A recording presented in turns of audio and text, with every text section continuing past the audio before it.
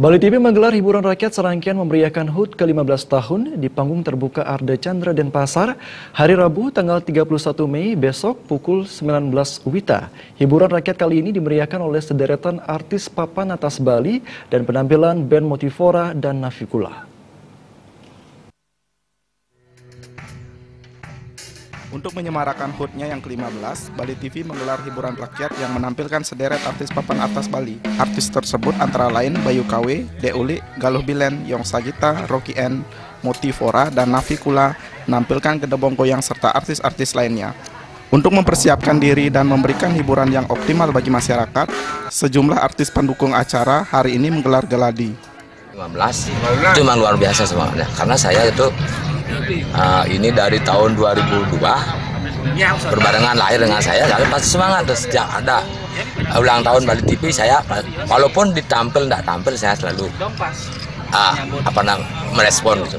Selama ini bagus, kalau Bali TV memang bagus, saya luar biasa gitu.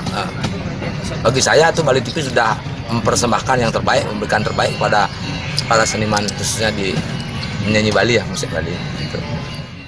Selain persiapan dari sejumlah artis pendukung, berbagai persiapan juga telah dilaksanakan pihak panitia seperti persiapan panggung, sound system, dan tata lampu.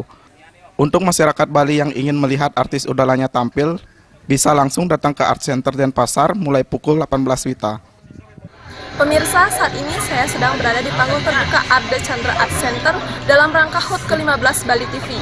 Dalam rangka HUT ke-15 Bali TV menggelar pesta hiburan rakyat yang dimeriahkan oleh artis lokal Bali.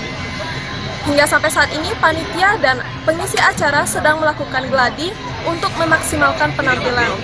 Pemirsa yang ingin menyaksikan pesta hiburan rakyat, jangan lupa datang ke panggung terbuka Arda Chandra pada tanggal 31 Mei pukul 19.00 waktu Indonesia Tengah. Dan saksikan hiburan menarik dan spesial yang akan menjadi kejutan bagi pemirsa Bali TV. Saya Agung Lia dan Angga Ratana melaporkan dari Arda Chandra Art Center Denpasar.